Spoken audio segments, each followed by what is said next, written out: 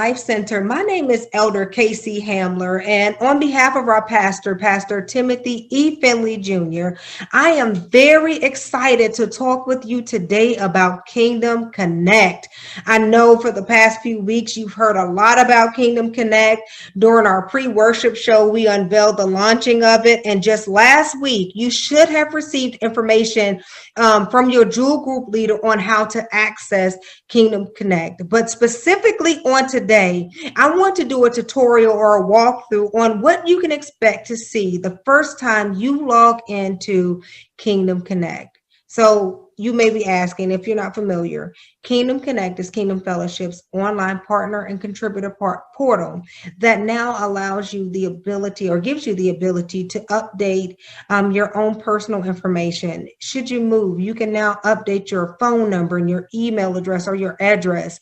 Or most importantly, you can now download your giving and contribution statements. As we prepare for our 2020 tax season, one of the challenges of COVID-19 is trying to determine how do we get this information to our partners? How do we put this information back into their hands? And Church Connect has been the answer. So give me a second, let me log in, and then take this tutorial with me. God bless.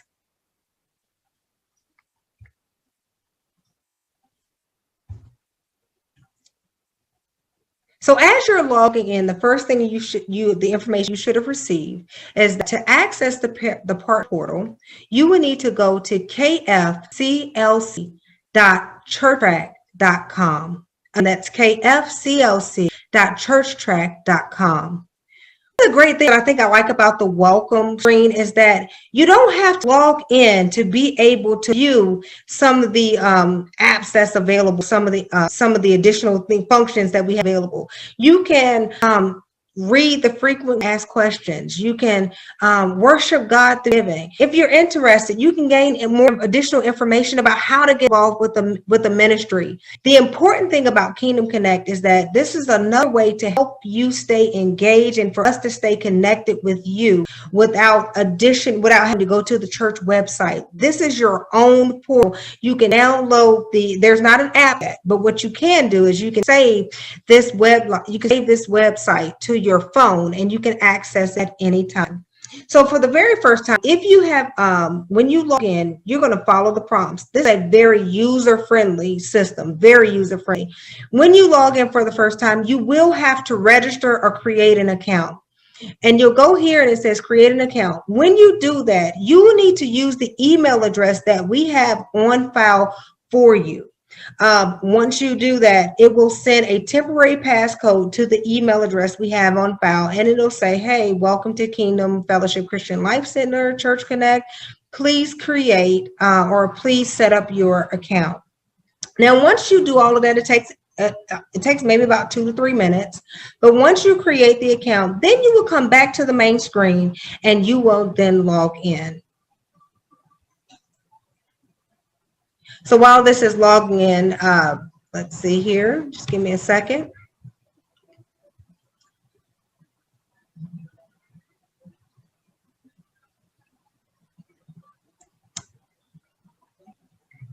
Great. Okay. So right here from the main screen. So once you're logged into the system, this is how you know that you're logged in. One of the questions I think that will come up is that what happens if my email address is not recognized?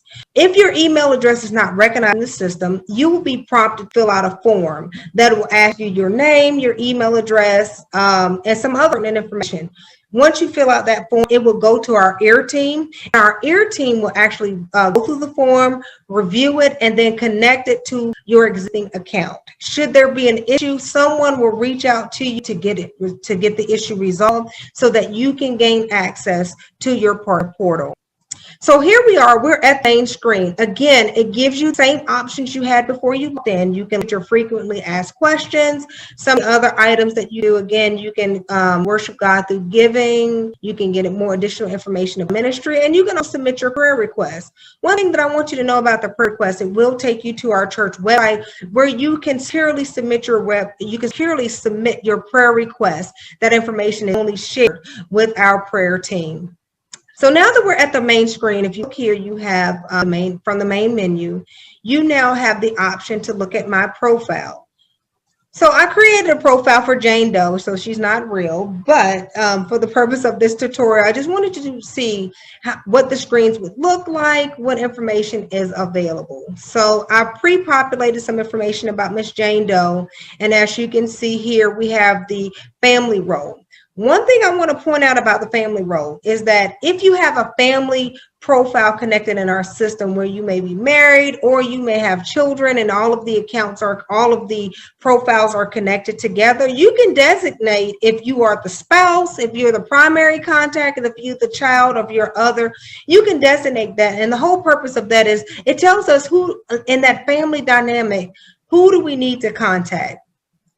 It's not necessary, but it does help. Again, we have our birthday information, our mobile phone. One thing that we really are trying to get better at and we want to do is we want to make sure we have the right demographics for our partners. As we move with some of the new initiatives that we're doing here at Kingdom, you know, we may be contacting you through text message. We have a host of different applications that we can use to get in contact with you on. So we want to make sure that we have a great starting point of how to get in contact with you and the information that we have is accurate. So when you log in for the very first time, make sure you confirm that we have the right information for you. As the system states here that you can use the fields below to edit your profile. And once you make the changes are saved automatically. You don't have to do anything once you populate that information. Okay.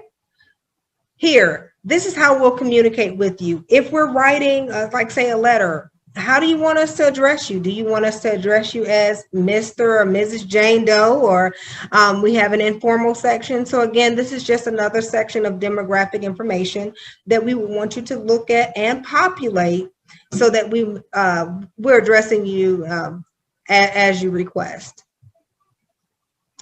There's nothing more to discuss there. So let's go ahead and look at the giving history.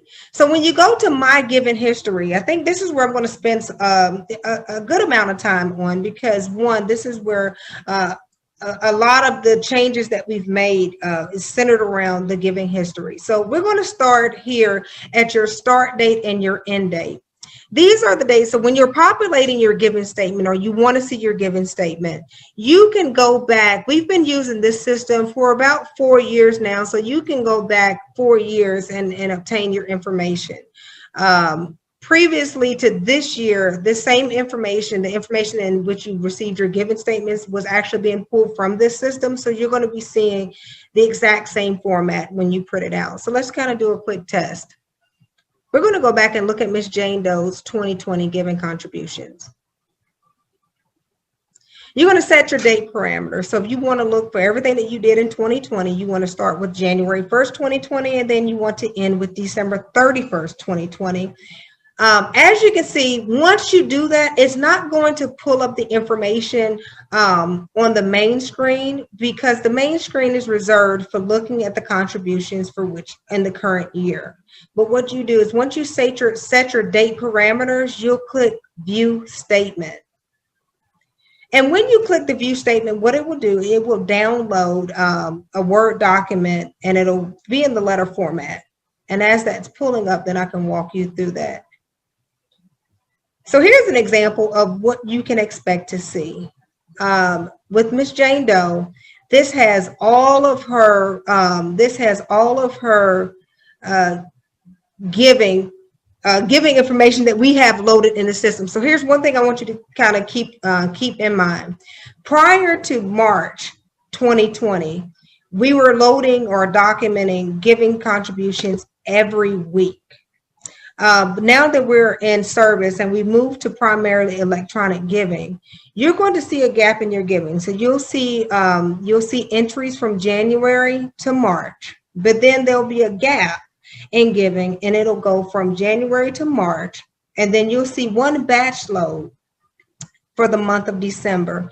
December's entry is capturing all of your giving that you've done electronically from March until the end of the year. Hopefully that makes sense. Okay, so now you have a visual of what that would look like. Let's go back to the main giving screen here. So now that we're in 2021, you'll see that there's one entry for 2021, and this is for a visual, from a visual perspective. We've entered a given amount so that you can see on the screen. Anything that you're giving for each month will now be displayed on this screen. We will have all the entries for the previous month. So beginning of February, you'll see one batch load for your electronic giving in January. And we'll continue to do that until the end of the year. So at the end of 2021, you should have 12 entries, one for each month. Now, one thing I do want to point out here is that there's a statement on the screen that talks about online giving using a credit card or debit card will show up on your giving history within a few minutes. Because this is still a manual entry, this statement doesn't apply. We're looking at how can we start utilizing a different platform that will give us that access within minutes. However, as of today, these are manual entries, and you will see one entry each month that will be populated by the first week of the following month. So as of right now, that's it. That's Church Track. That hopefully this tutorial was helpful to you. If you have any additional questions, I'm going to stop sharing my screen so I can come back to you here. Okay, if you have any additional questions, we encourage you to first view the frequently asked questions. It goes through a series of questions that we may have received while we were developing the portal, and we put those questions out there for you to review. But if you still need help and you still have questions, I encourage you to send your inquiries to kfclc.trustee.ministry@gmail.com. Let me repeat that again for you. That's kfclc.trustee.ministry@gmail.com, and we'll be happy to review your inquiry and get back with you to help you navigate and access your account. So again, we thank you for partnering with Kingdom Fellowship. We look forward to worshiping with you in the near future. So again, thank you on behalf of our pastor, Pastor Timothy E. Finley Jr.